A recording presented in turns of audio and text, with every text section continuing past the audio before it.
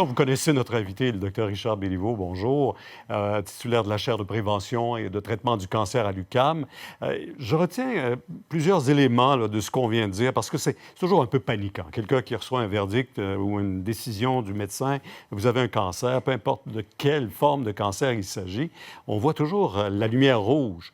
Mais il faut voir ça autrement un peu aujourd'hui. Oui, il faut voir le cancer comme une maladie chronique. La majorité des cancers, à l'exception des cancers pédiatriques évidemment, prennent des décennies à se développer. Le cancer qui vous apparaît dans le sein, le poumon, le côlon, la prostate à 50, 60, 70 ans, vous avez commencé à le faire pousser à la sortie de l'adolescence essentiellement, quand on a 18, 20 ans. Est-ce qu'on aurait pu le diagnostiquer? Bien, là, il y a beaucoup de choses dans la lutte au cancer. Il y a le dépistage précoce, il y a la prévention, il y a le traitement. Essentiellement, ce que les données montrent aujourd'hui, c'est que les progrès qu'il y a eu en recherche dans les nouvelles approches thérapeutiques, particulièrement les thérapies ciblées, la médecine personnalisée, a permis une amélioration spectaculaire de la survie. C'est 8 d'augmentation globale de la survie à 5 ans depuis les années 90. Donc, c'est important, là. On a toujours peur d'un peu des chiffres. On sait qu'au Québec, 154 Québécois quotidiennement apprennent qu'ils ont un cancer et malheureusement, il y en a 60 qui par jour meurent. Donc, si on regarde le ratio, on a l'impression que c'est encore près de 50 là. Bien, en fait, tous les cancers ne sont pas semblables. Hein. Le pronostic de survie est très différent d'un cancer à l'autre. Quand on regarde la thyroïde, quand on regarde le cancer de la thyroïde ou du testicule, c'est des taux de survie de plus de 95 Quand on arrive avec le pancréas, on est à 8 Quand on arrive avec le poumon, on est à 19 Donc, ça dépend énormément des gènes qui sont mutés lorsque le cancer se développe. C'est pas un gène, c'est un ensemble de gènes. Ça dépend beaucoup de la biochimie de la tumeur. Chaque cancer a sa propre signature. Le dénominateur commun à tous les cancers, c'est la prolifération anarchique de cellules dans un tissu donné, la désorganisation des cellules. C'est le seul point commun à tous les cancers parce que la signature moléculaire des cancers est différente. Cliniquement, on les voit comme une expression de prolifération, mais au niveau moléculaire, au niveau scientifique, ce sont des maladies différentes qui n'ont que certains points communs. Vous avez, pendant des années, prôné l'alimentation, changeons notre alimentation, et ça change nos habitudes de vie aussi, et ça a diminué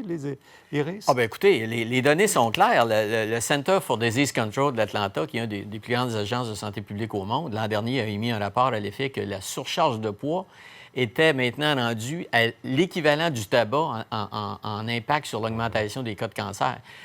Tabac, diminuer votre poids corporel. Le Fonds mondial de la recherche sur le cancer a compilé plus de 300 000 études. Et la première recommandation, c'était d'être aussi mince que possible, en visant un IMC en 19 et 23. Donc, être mince, c'est la deuxième chose. Si vous ne fumez pas, la deuxième chose la plus importante pour prévenir le cancer, c'est d'être mince. La troisième, c'est de faire de l'exercice. La quatrième, c'est de manger beaucoup de végétaux. Les recommandations des agences de santé publique, c'est de mettre beaucoup de végétaux. La moitié de chacune de vos assiettes à chacun de vos repas devait être consultée. Je reviens à ce que disait l'oncologue aussi. La recherche est essentielle. Puis la preuve, vous pouvez en témoigner. Là. Je pense qu'on s'en va vers de nouvelles avenues contre le cancer. Notre laboratoire, nous allons avoir l'an prochain 3 médicaments nouveaux en essai clinique là, chez l'humain, dont un qui est en phase 3. Donc, il faut penser que chaque chercheur sur la planète dédie sa vie à trouver une solution au cancer parce que c'est la première cause de mortalité et 50 des gens vont être touchés par le cancer au Canada. Donc, il y a énormément de recherche qui se fait là-dedans. Et c'est avec ces progrès-là, quand on a un diagnostic de cancer, il faut penser que la recherche avance chaque jour. Et que on repousse ça. On repousse. Chaque jour que vous survivez au cancer, bien, vous avez la chance qu'il y ait quelqu'un, quelque part, qui fasse une découverte majeure qui va vous aider à solutionner votre cancer. C'est pas juste au niveau de la chimiothérapie, c'est au niveau des cellules souches, au niveau des nouvelles chirurgies. C'est un ensemble, même au niveau de la radiothérapie. Il y a des progrès partout qui se font dans notre traitement du cancer. Mais comme citoyen, je pense qu'il faut d'abord penser prévention. C'est une maladie chronique qu'on peut prévenir à un certain niveau. Pas à 100 et comme on vieillit plus longtemps maintenant, le risque, on en développe un. Exact. S'il y a une augmentation globale du nombre de cancers, de la prévalence des cancers, c'est essentiellement à cause des données démographiques, l'augmentation de la population et du vieillissement de la population.